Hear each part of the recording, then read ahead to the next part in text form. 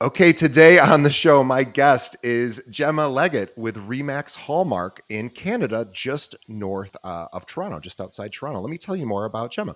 Now, she stands as one of Remax Hallmark's most accomplished and award-winning individual real estate brokers. She's based in Innisfil, Ontario, just north of Toronto, and she extends her services to the York and Simcoe region, leveraging industry-leading systems, services, and marketing strategies. Her core mission is straightforward: to craft memorable experiences through exceptional service, going above and beyond to provide her clients with red carpet treatment. Rooted in her fundamental beliefs, she prioritizes relationships, takes ownership, expresses gratitude, fosters community, and continually refines her skills to achieve results. I would like everyone to check out her website, which is gemmalegett.ca. I will have a link to that in the show notes. And also, I'd like you to follow her on YouTube. We will have a link to her YouTube channel as well in the show notes. Gemma, welcome to the show. Thank you so much for having me. Very excited. You may be, I think in all of the episodes we've done, I think you maybe are the second Canadian we've ever had. So Wonderful. I've neglected our Canadian audience because that's the second most, that's the country, the country that we get this, how do I say it? I'm saying it the wrong way. But anyway, US has the most listeners and Canada for us is number 2. So I am excited to chat with you. And also, of course, real estate is in some ways universal anyway. So I'm excited to chat with you. So tell us a little bit, before you became a superstar, you had to start somewhere. So tell us how you got involved in real estate. Well, I was born and raised in Paris. Thank you so much for having me on the show. And thank you for all your questions today. So I was born and raised in Paris, in France, and I came here in Canada 20 years ago. And when I bought my first condo back home in Paris, I was 23. And back then, I already knew that I wanted to work in real estate, but I didn't do it quite yet. I was working in the TV industry back then. Then when I arrived in Canada, in Toronto, I had to do a few little jobs here and there. And then I became a mother. And then this is when I said, you know what, this is it. Real estate it is. I want to be a realtor. So I went back to school, which was not easy. But in 2017, I decided to become a realtor full time with 2 young children, and it was a unique experience for sure. So you came over from Paris, and you became a mom, and you started to, of course, figure out what can I do outside of the film and television industry, which is what you were with back in Europe. So how did you get started? I would imagine. How long had you been in Canada before you decided to start practicing? So I've been a realtor for 7 years. I've been in Canada for 20, so that's 13 years after. Gotcha. And when I first started, we just moved in Innisfil, so I didn't know anybody. I didn't really have friends living here. My family is back home, obviously, so I didn't have a sphere of influence to work with at the beginning. So I just did the old door knocking every single day, 1 hour a day, every day, rain or shine, snow or whatever. I remember it was in February and my jaw was frozen because I couldn't speak anymore. But I did not stop door knocking every single day. I didn't get a deal from door knocking until 8 months later. Yeah, 8 months it took me. But so I was doing door knocking, obviously, all the Facebook, Instagram, all that. And then I started to do my YouTube channel, which took me a long time to build as well, because YouTube does take a long time. And if you watch my first video, which I did not delete, it's still there because I want to remember where I come from. But yeah, it was quite painful back then. We should also mention real quickly, Gemma's YouTube channel is Gemma Leggett Real Estate Broker. We'll again have a link to that. Just do a search for Gemma Leggett. You'll find her really easily.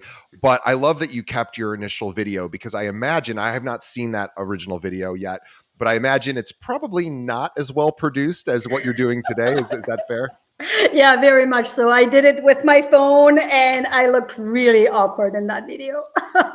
But again, I kept it because it is always a good reminder of where I started and where I am today. So when I did some training for my company, Remax Hallmark, I did show that video to every single agent who's telling me, oh, I can't do it. I don't know what to do. I don't know how to do it. I'm not a natural like you.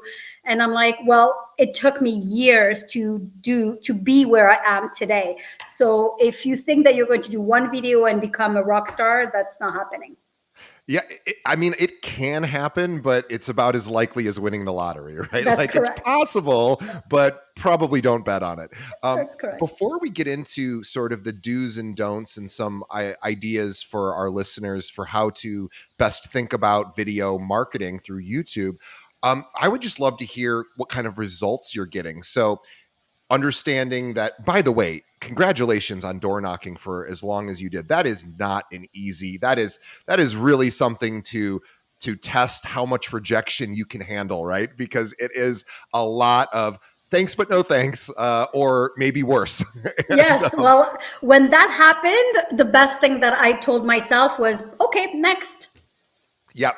And I think too, I think there's something to be said for dealing with rejection, because I think unless you deal with a lot of rejection, it really stings until you deal with a lot of rejection. And then after a while, you're like, oh, it's just somebody saying no. It's not that big of a deal. Exactly. But if it's only one person saying no, then it feels like the biggest deal in the world. When it's 500 people saying no, it's like, okay, I expect that. But also, I think what it does, whether it's cold calling, door knocking, I think it builds resiliency. If nothing else, even if you never got a deal from it, it still builds this idea of I can go talk to strangers and I'm not afraid if they aren't interested, right? Like it's okay.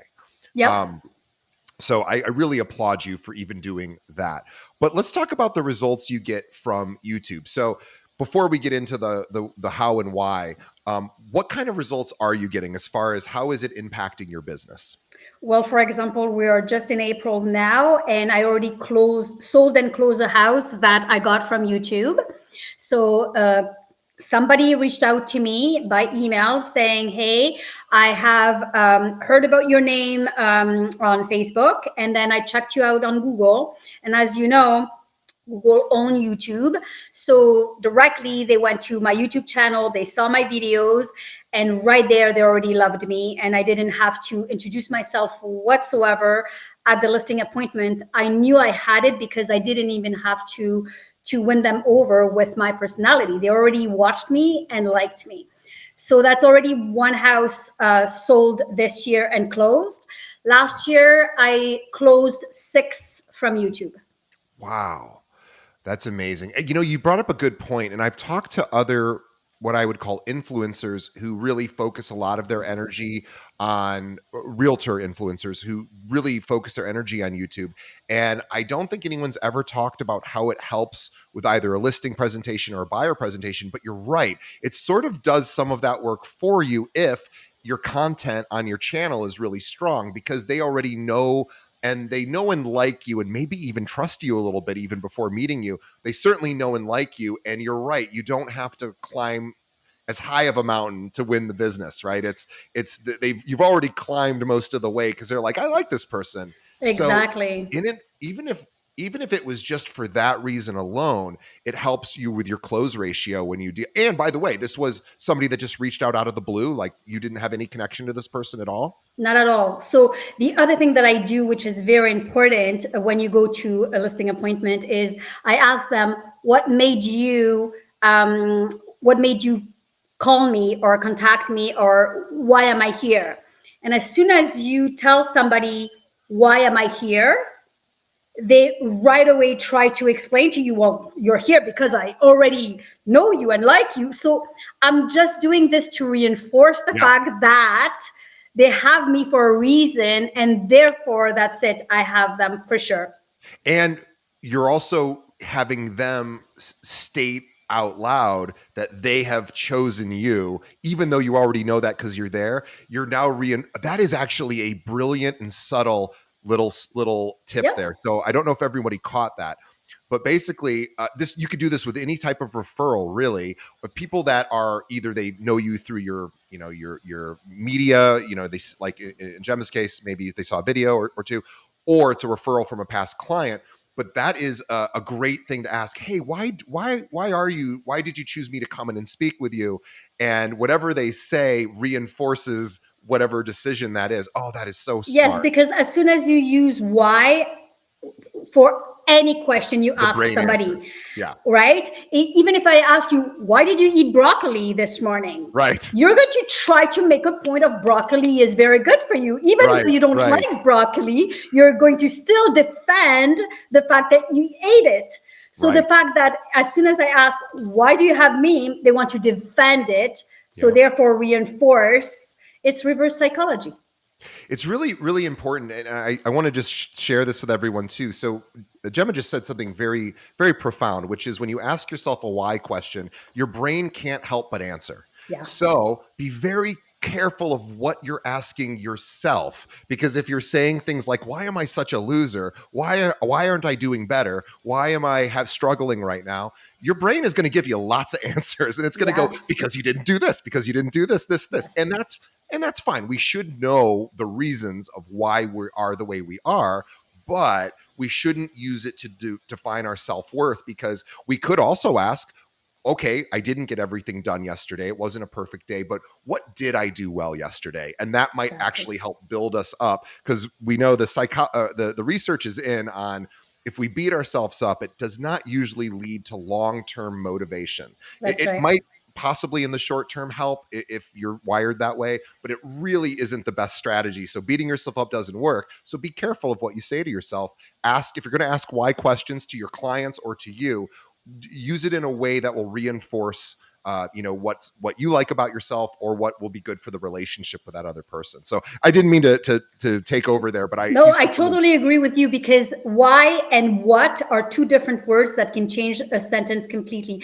I use the why question or the what question, for example, with my children. What made you decide to do this, instead of why did you do this? The answer is going to be completely different. Right. Completely different. But I use the why question with the clients because I want them to explain to me exactly why they got me, because I want them to defend themselves on the reason why they got me. And that gets me listings 99% of the time.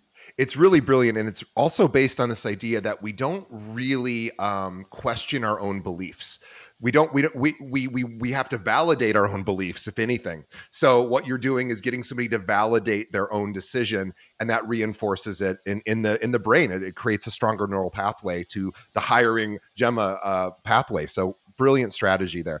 All right, let's talk YouTube. So first of all, I'd like to set the stage of, how should a realtor first think about YouTube?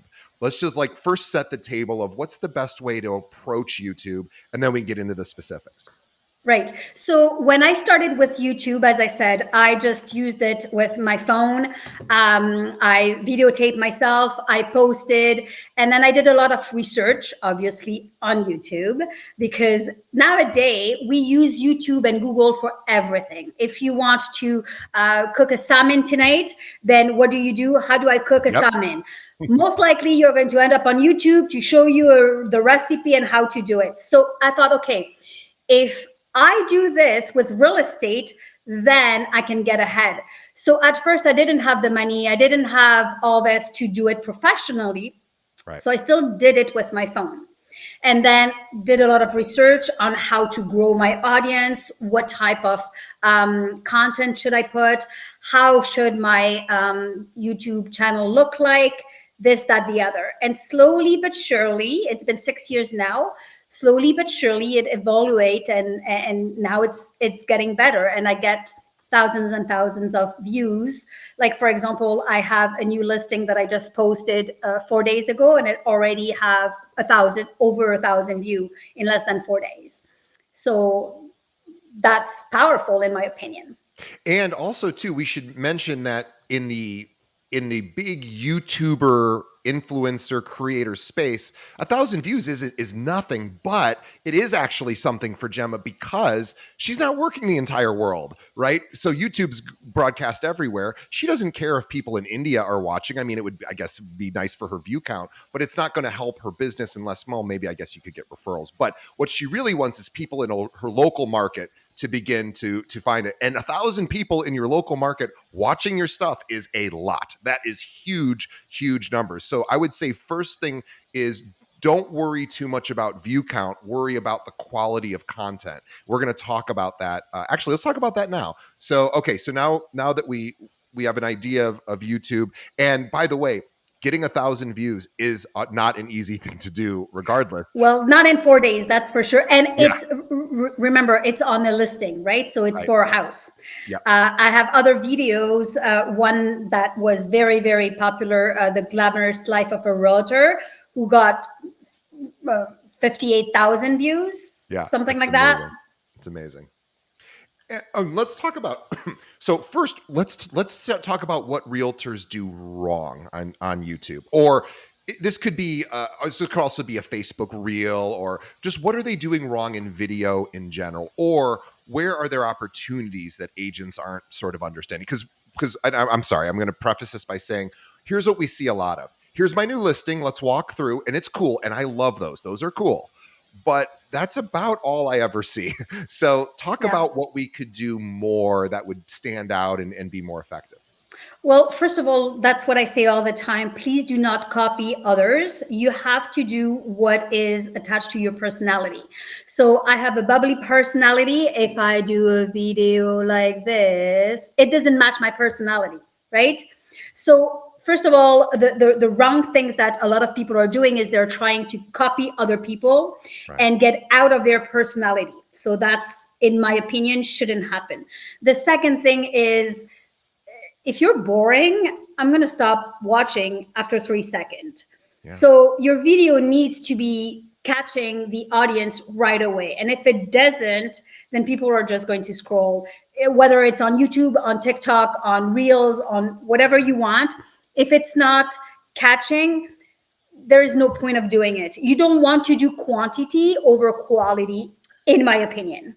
Yeah, I will too. When I couple years ago, I had somebody who was a podcast or company take a listen to some of my episodes, and I said, hey, I want you to tell me what I'm doing wrong. And there was a lot of things, and there's a lot of things I still do wrong, but one of the biggest changes I made, and this was the easiest change, and I don't know how this would work for video, but Gemma's right. You only have a few seconds to keep somebody's attention. So you first have to capture it and then keep it. And you only have a few moments to do that on video in particular. We know with TikTok, you have probably a millisecond to do it. But with YouTube, you have a little bit of longer lead time. But one of the things they told me when they reviewed my show is they said, you have this intro, you have these commercials, and it's not that long. It's maybe like 3 minutes total. But people don't really love that right at the, it's okay that you're doing it, but they said they need to know what they're going to hear first. So now, about 100 episodes ago or so, we started saying, hey, in this episode, we're going to talk about this, and then we get into it. And it's only about 5 seconds long or so, but we do it so that people can then go, okay, I know what's coming. Even though we have a title, we have a description, but capturing their attention in that first few seconds is, and our numbers shot up from there, just doing it that. Absolutely. Yeah. Same thing when I sell houses. When I do the video for the house, I usually tell people, what are you looking for? Hey, are you looking for a family home, 4 bedrooms, 3 bathrooms, blah, blah, blah, by the lake? Then I got you, right? So they know right away, if this is not what they're looking for, they're not going to continue watching. Yeah. Well, so outside of property videos, what kind of content are you considering? Because everyone's boundaries around like their personal life, their professional life obviously are different, but would love to get a sense of what are the types of content that you're developing for YouTube that seem to be what your audience wants? So I feel that a lot of people need to laugh. We're not laughing enough, Yeah, right? So I'm agreed. very well known in my industry here, probably not in US, but here for sure in Toronto. People know me because I'm funny. I make fun of myself. I make fun of the industry as well in a nice way. And the funny videos got me a lot of views and recognitions, and people just like to laugh. So that type of videos. Then I have the other videos where the myth of real estate. For example, I just did a myth on new build comparing to resale, right? Which one would be cheaper? And so I'm using lemonade and I'm using my kids and it's informative in a funny way. So people feel like, oh, it does make sense. Okay, well, I can either buy a lemonade already made and done and I know how it tastes, or I can make it myself. It'll take longer, it'll cost probably more or maybe a little bit less, but I don't know what I'm getting. And that was my myth around new build versus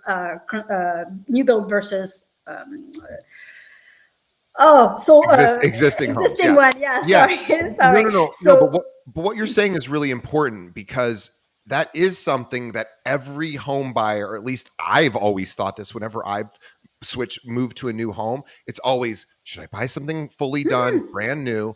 Because I'm sort of I don't want to rebuild stuff myself. That's not my passion.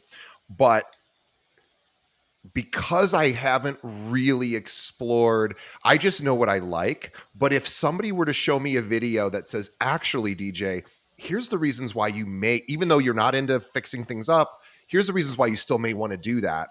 I would love to see both sides of that argument, yeah, right? Because yeah, right now in my brain, I'm just like, I just want the easy and quick way.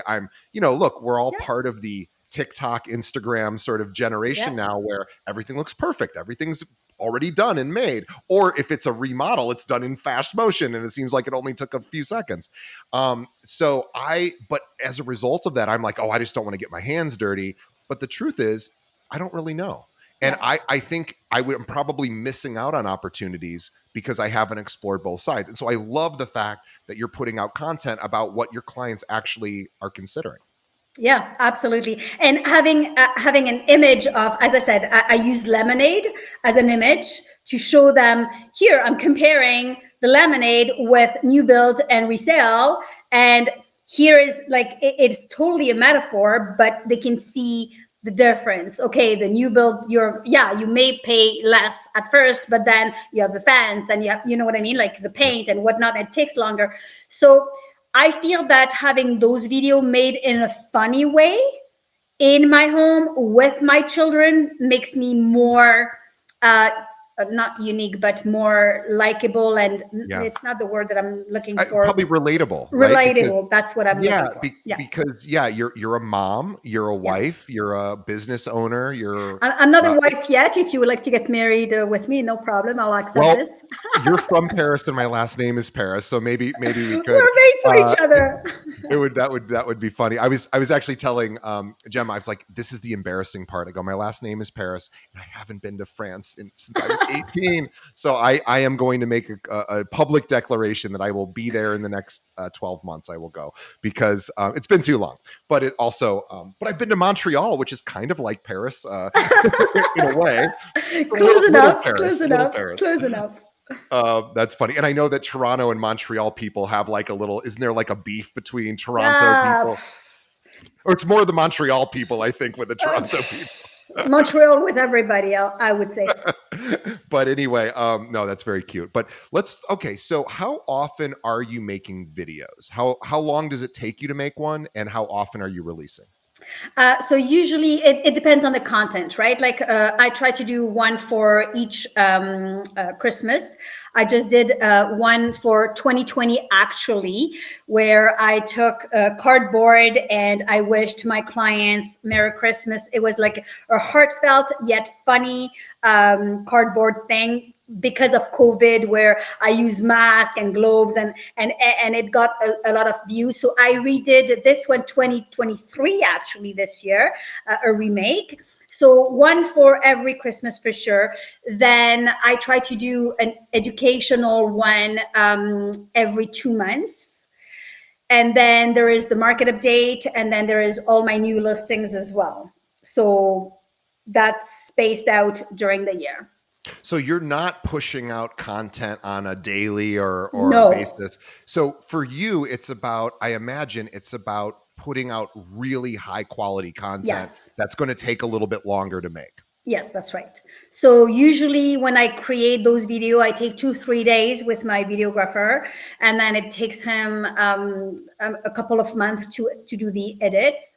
And but yeah, those are I chose for YouTube. I chose quality over quantity, because again, it's a different platform. For TikTok, I can have my phone and do whatever, something funny, do it myself, edit it quickly. It's completely different. The platform on YouTube, I feel, is more for people who want quality, not Right. quantity. And the content on YouTube is reused. Obviously, it's always available. It's always searchable. And if you're posting content that is kind of evergreen, we would call it, or universal, things that always are, Yeah. for example, should I buy a new home, or should I buy a one that I have to remodel? Those are always questions that will, till the end of time, will be questions people have. So if you post a really good piece of quality content on YouTube like that, or hey, I'm moving to this neighborhood, here's all the things I should know before moving, or here's why you should or shouldn't move into this neighborhood, the pros and cons. Those are things that are always useful, because anytime somebody moves anywhere, I did this when I went to Ireland with my dad some time ago, and we're going on a trip. We'll be doing this again. We went to Ireland about 5 years ago, and we're going to go to Scotland next year with my mom and my dad. And what we'll do, or what I did when we were in Ireland, because we went a lot of places, is the day before, I'd go on YouTube. I'd say, show me all the cool things to do in this village, and I would download the video, and then we would listen to it in the car while we were driving, and that would inform us on what we would do, instead of reading all the travel books, which we did as well. But I was like, I want to hear what the YouTubers say. Yeah. So I was doing that, and that content, I don't know how old that content was, because I was just whatever popped up. So it might have been years and years old, but that content will serve people for many, many years. That's right. Yeah. So so quality. So how do you determine what kind of content? So when you're thinking about, hey, I'm going to invest months really into this project, I'm going to film for a few days, I'm going to let my videographer take it, and it's not going to be done for a while. You have to be really careful or deliberate about what you want to do. So how do you make those decisions about what the content is? Well, usually I think about, okay, what would I, as a consumer, would like to see? Like, for example, the next one, the one that I will be releasing soon, is about commission, right? Because a lot of people want to know, well, why am I paying so much commission right now? And I want them to know. So I'm using a pie, right? A whole pie. So you are going to pay the whole commission. And here is why. Because if you're not going to pay full commission, where's the agent going to take the money from? So I take a scoop and I take, marketing, here is less. Negotiating, here is less. You know what I mean? So again, with having the pie, it's another showing, like to show people the. I don't have my words in English today. I'm sorry. It's just, to show them how it is the same, because a lot of people are like, well, I'm paying way too much on commission. They don't know where the commission is going. And I feel that the consumer need to know and have more transparency on where every single penny they are giving us is going. So yeah, sure, I can be a 1%, but where would you like me to cut? Mr. and Mrs. Buyer. Like, would you like me to not have brochures? Would you like me to not have videos? Would you like me to not advertise your property?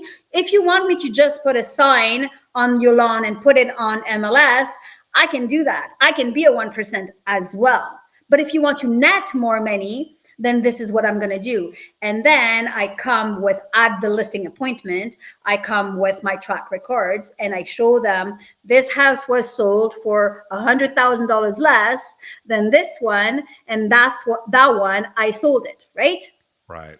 And I show them the difference. I say, I show them the data, I show them the difference, same street, same everything. And I show them, you don't want to stage, please tell me why you don't want to stage. In my opinion, staging is one of the most important things. Now, I'm going to pay for staging, okay? But that is if you pay me full commission. If you're going to pay me 1%, there's no staging. This agent cannot stage your property, right? Right. I love that. You are being very deliberate and persuasive in your defense of your commission, because and now here in the US, and I don't know if this is if this is rumbled up in Canada as well, but we're having the National Association of Realtor Yes. lawsuit that of course you're aware of. And now realtors, for maybe the first time for a lot of realtors, are starting to defend, on the buy side at least, starting to defend, here's how I'm getting paid. And by the way, Mr. and Mrs. Buyer, you might have to pay me going forward, because we're going to try to get it from the seller, but it's not that way anymore. Always. It's not a guarantee. So here's why I'm worth X. And I love what you said about, I charge this is my service, my professional service fee.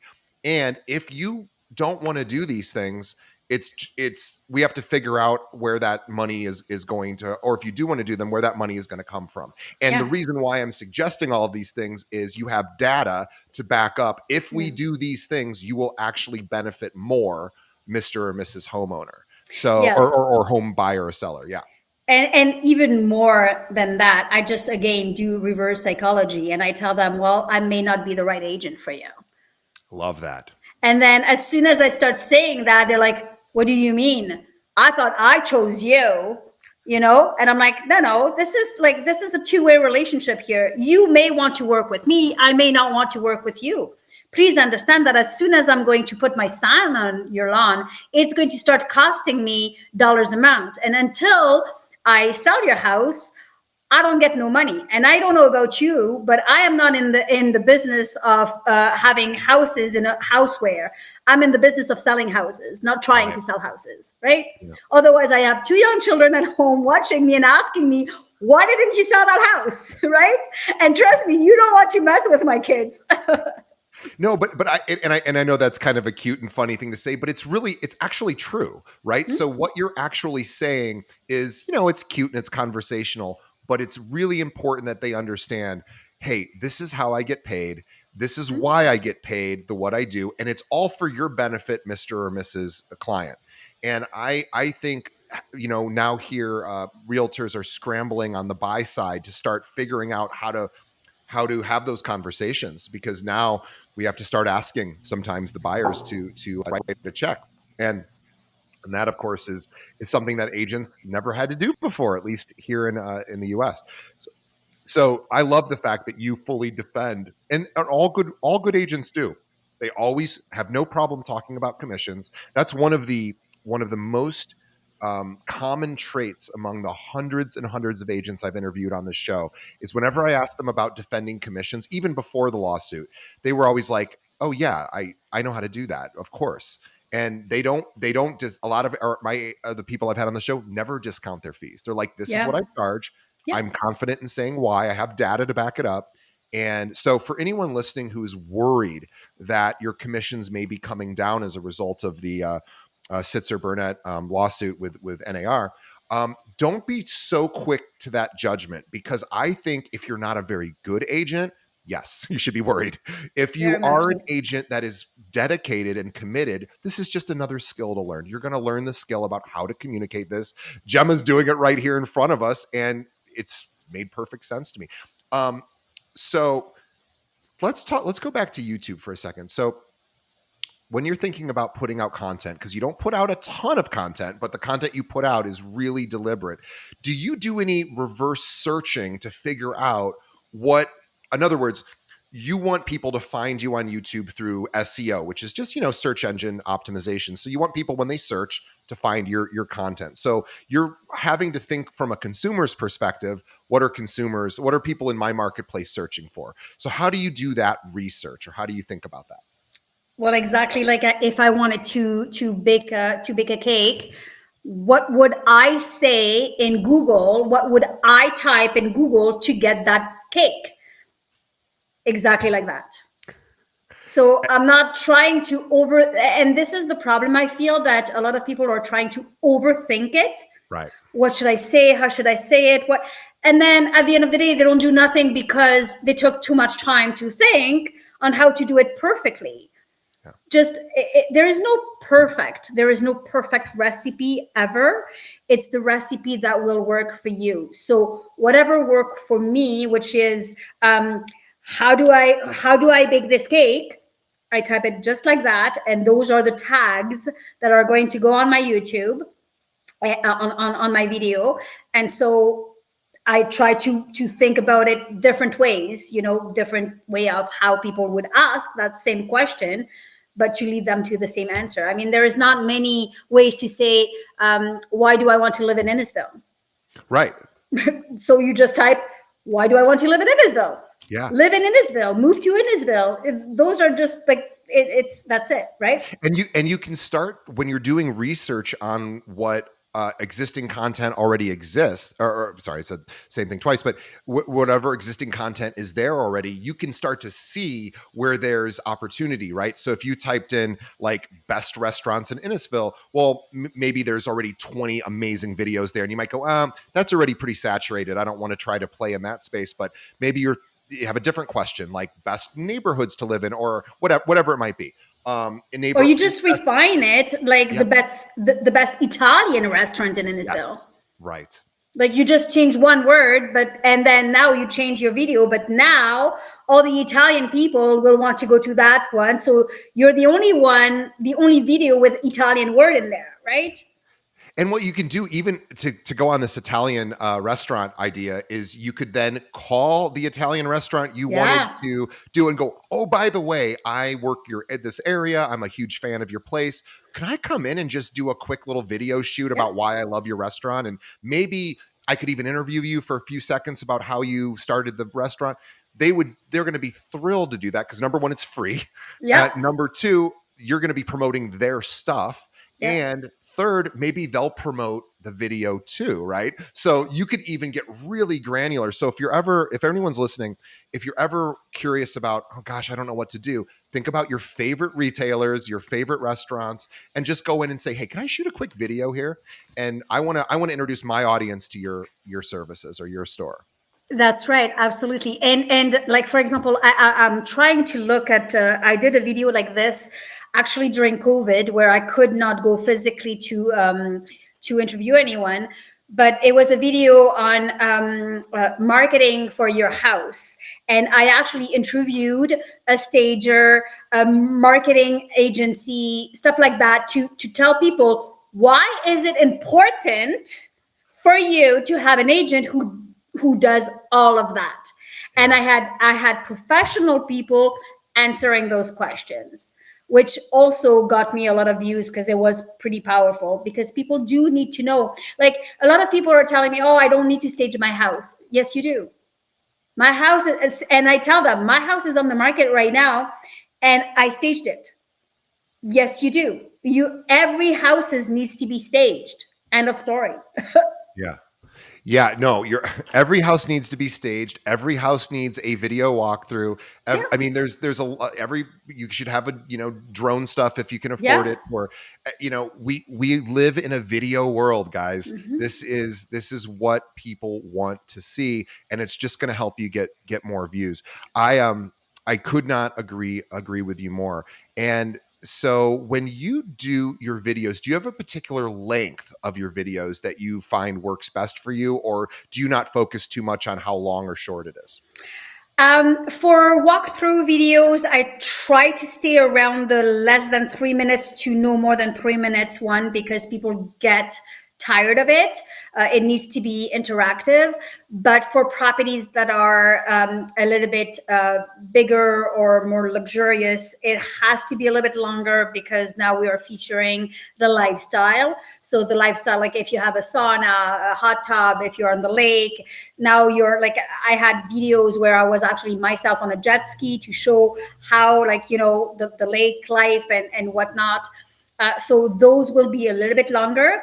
The video that I have, and the one that I really recommend everybody to do, mine has like over 150,000 views is the testimonial one. Because I can tell you all I want that I'm great. Until somebody else's tell you that I'm great, you're not going to listen to me, but you're going to listen to that person. So one of the best videos that I've made, and again, it's on my YouTube channel. You can look at it. It's client testimonial, it's called. It's clients who are talking about me, real clients that I really helped, not fake people, actors. And they tell you what was their experience with me. And through them, now that promotes me. Now that video is no longer than 2 minutes, and that was enough in my opinion, because you don't want to also overdo it. So Right. really depending on what you're doing. Don't go 20 minutes on a subject. This is way too long. I feel every video for real estate should be less than 5 for sure. Between 2 and 4 is the magic number for me, in my opinion. Yeah, and just a quick idea for anyone out there who's thinking of content ideas. You could do pick a neighborhood, pick a local market geography thing, and do what realtors don't tell you about X, or realtor secrets about X. These are things that people do search for. Tips for buying a home in X. Things like that. The closing process, like nobody knows. Okay, you bought a house, so now what? What's happening now? Right. Awesome. Oh, I want to ask you about this. So you help somebody buy or sell a home, but now you have, I don't know, 7 years to where you probably won't need to, they won't need your services for that time. This is just a separate question. How are you staying in touch with your clientele after the sale, right? So you help them buy or sell something, and then there's this long period of time. And I'm asking this because I'll tell you, and this is not a story that anyone wouldn't have heard elsewhere, but I want to share it. This morning, this is so funny. I'll give you a perfect example of why I'm bringing this up.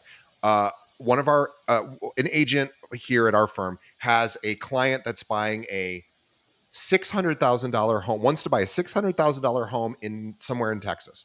And I have a friend that lives in this exact area in Texas, and she used a realtor. So I messaged her this morning. I go, hey, I've got a referral for your agent. Her agent was 3 years ago. So 3 years ago. And I said, hey, can you get me your agent? I know you really liked her. I've got somebody who needs to use her. And I'm going to give her she's going to be very happy with this email that I'm about to send her, because it's basically a free sale. And she goes, I haven't heard from my realtor in 3 years. And she goes, honestly, refer it to somebody else. And what's 600,000 times 2.5%? That's like what, 14 grand, something like that. She just lost, I don't know, 10 grand, something like that. So anyway, I'm curious, just because it's fresh on my mind, what are you doing in between sales so that hopefully never happens to you? Yeah. So most of my clients, I'm not going to say all my clients, but most of my clients becomes my best friends. So it means that they are my social media, and therefore on my social media, they take my full attention. So I am on social media at least 2 hours a day. So that's 15 minutes in the morning, 15 minutes at lunch, 15 minutes in the afternoon, and 15 minutes at night. So 15 minutes is not overwhelming. But when I'm on social media, I'm not on social media just to scroll. I couldn't care less about scrolling. I'm not interested about what you ate for breakfast. However, if you're my client, I'm going to care about what you ate for breakfast. So what I do is I go to my friends list and I look at all my friends, from the most important to the least important. And the most important are the people that are going to give me business, obviously. And not only because they are going to give me business, because I like them too. If I don't like them, they're not there. But then I personally go on their Facebook and I comment and I like and I follow. And if they had a death in the family, I send flowers. And if they had a baby, I show up with a baby gift. And if whatever. So that's social media. And I like Facebook better for that, because I feel that Instagram is just pictures and look at me. Yeah. But whatever. So Facebook, I feel that there is more interaction for my audience. Then after that, I have a CRM, obviously. So in my CRM, you're going to receive an email from me every month for the newsletter.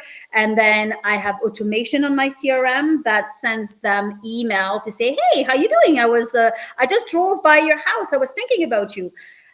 This is an automation. I did not drive by them, but by their house. But that email is set to go on day 300. You know what I mean? Right.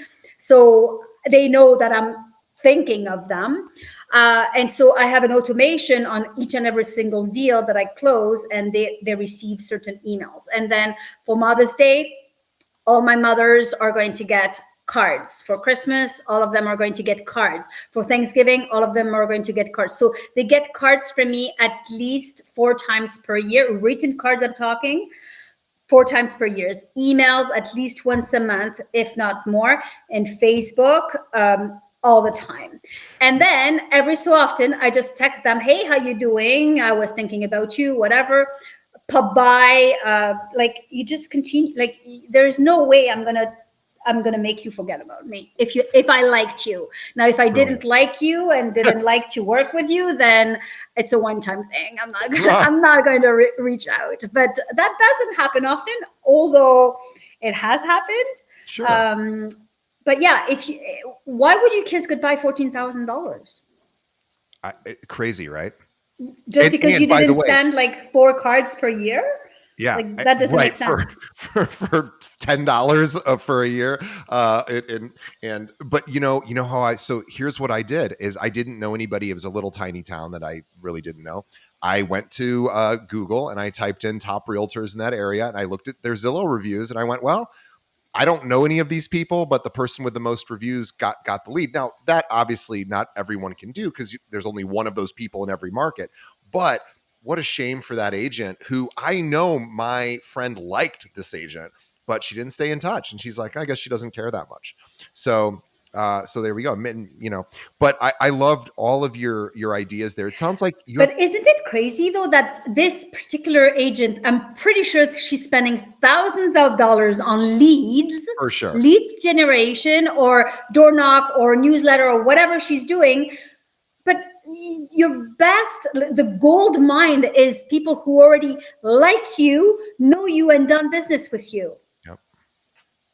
Yeah, and what I loved is, yes, you have these regular communication patterns with emails. You have the cards that go out, and those are on and you have drip email campaigns as well. Day 300, day 500, etc. You've got all of that, and you're sending a text every so often. Hey, how's it going? How are you doing? You're not probably even needing to ask much about real estate. You're just checking in with them. How is everything going with you? They'll tell you if they need your services, obviously.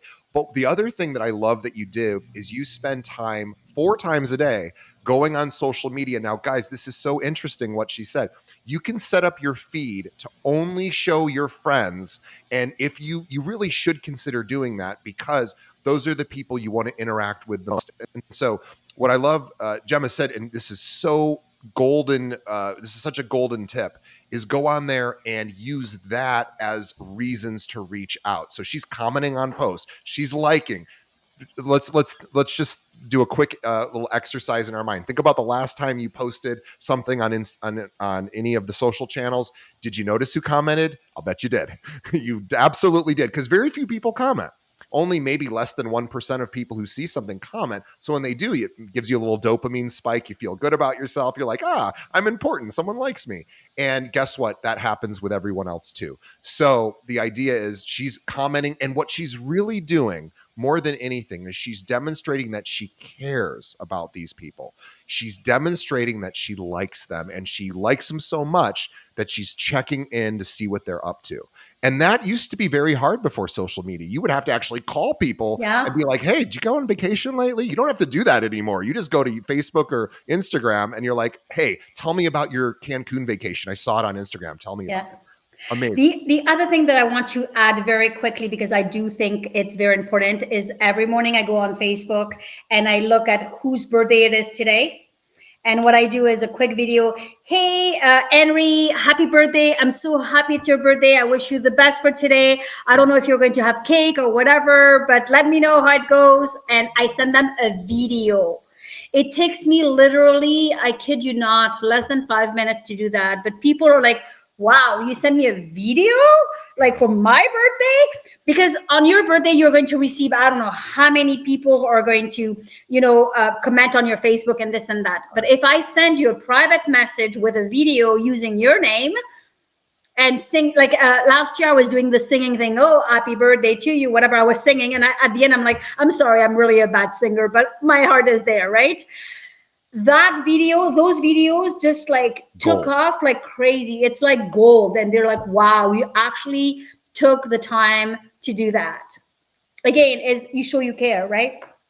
I'd be curious if every one of our listeners for the next year committed to going to Facebook every morning, and only for the people that you're closest to. This, I don't think if you've never met somebody that the happy, well, I don't know, maybe it would work, but certainly for the people closest to you, if you do what Gemma suggested is, turn your phone around, at least just say, hey, happy birthday. I know it's your big day. I didn't want to bug you, but I wanted to send this to you, let you know I'm thinking about you. I hope you're doing something fun. Hope the kids are good, blah, blah, blah. Have a good day, or sing or be cute or whatever.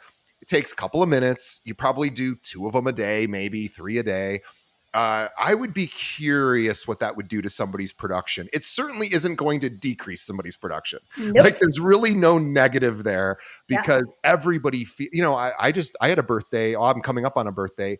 I will get 0 of those messages, but I'll get 200 happy birthday, Facebook comments. And then I go, oh, no, I got to go. I'm really appreciative of that. But then I'm like, I got to go through all 200 of these and go, thank you, thank you, thank you, thank you, thank you. And it sort of kind of loses its magic because. And you don't remember once you are at 200, you don't remember who said what. No, nothing. But if I send you a video singing happy birthday, you're going to remember me for 100%. Sure. I love it. So there's a couple of just quick little video tips. First, again, think from what if you're posting on YouTube, and you should, because content lives forever. It's not disposable. TikTok's disposable, Instagram's disposable, Facebook's disposable in a lot of cases, but YouTube lives forever. So if you can think about, and I would say too, if anyone is thinking about what should I do for content, what do your clients ask you about? Think about what your clients ask you. Those are the questions they're typing into Google and YouTube. So that, and then I love this idea of, celebrating somebody's birthdays. And you could do this too with other things, like LinkedIn tells you when someone gets a new job, or when they get a promotion, or when they, switch careers or whatever. You could do the same thing. Turn your phone around. I just saw you got a new job. I'm so happy for you. Hope it's going well. Tell me all about it. See you later. Bye. Like those are easy to do. They cost nothing except a couple of minutes of time. And boy, I mean, especially for somebody gets like a promotion or something, like that's huge. And but remember just to set apart, as I said, I do 15 minutes in the morning, 15 minutes at lunch, 15 minutes in the afternoon, 15 minutes at night. And I go there for 15 minutes and then I leave because otherwise I'm going to stay on Facebook, continue to scroll and waste my time doing things I shouldn't be doing.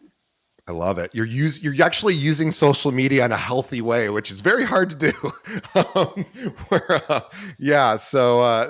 love that. Well, I think this is a really great place to sort of pause for today, because you just gave our audience a ton of value, and I want everybody to give back to Gemma. I want you to check out her YouTube channel, which is Gemma Leggett, real estate broker. Don't worry about spelling it. We'll have a link to it in the show notes. It's Gemma Leggett.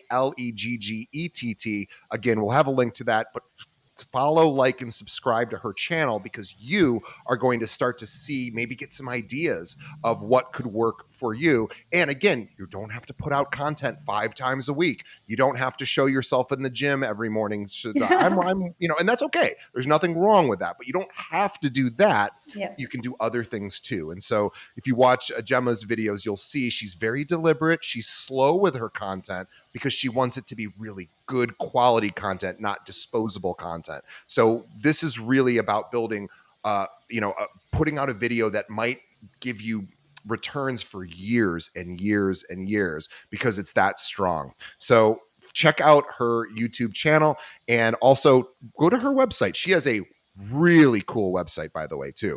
I think your website also captured my interest within a few seconds because it had the couple kind of coming in right away. They were so happy. She has a little video that plays behind, which is very popular right now. But I love this video because it had people in it. A lot of times realtor videos just have pictures or videos of interiors or exteriors, and that's okay too. But it caught my attention that there was a couple in your video and they were both in white shirts. That kind of caught my eye as well. And I thought, I was like, is that Gemma? Like, I couldn't even tell if that was you or not. But I wish. She's beautiful. It's not me. well, it does sort of look like you a bit. So I was like, that might be. But again, the whole point is it caught my attention. And I'm like, oh, is that Gemma or not? Like, I was thinking about it because I was on her website. And you want people thinking about it.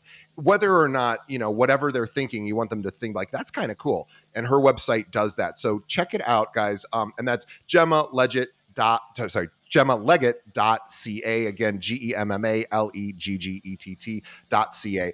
We'll have a link to that in the show notes. Please follow her on all the social channels as well. She'd love to connect with you. And if you are a realtor that has clients that move in and out of around the Toronto area, she's north of Toronto, but she can still assist.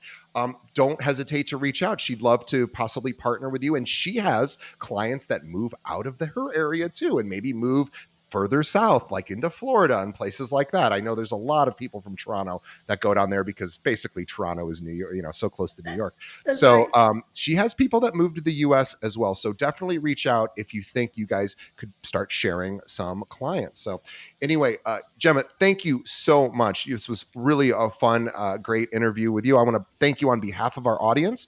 I also want to thank our audience on behalf of Gemma and myself for sticking around to the very end. We appreciate you. Please do us a favor and tell just one other realtor about this episode. Everybody needs help with their video marketing, or at least most realtors do. This is a great episode to send to them to get them encouraged and excited. This is a tough year for realtors. It was a tough year last year too. Yeah. So let's remember that everybody needs as much encouragement as possible. And if they just get one good idea, well, you've done a good job for them. So send this over to somebody that that's a realtor. And also, please leave us a review. Let us know what you think of the show. We really appreciate all your comments, and we want to always do better. So we want to know what you need so we can continue to improve. Gemma, thank you so much. Gemma Leggett. If you need a realtor just north of Toronto, she is the queen of her area and her local market. Please reach out. Gemma, thank you so much. I really appreciate your time. We'll see everybody on the next episode. Thank you so much, DJ. Thank you for having me.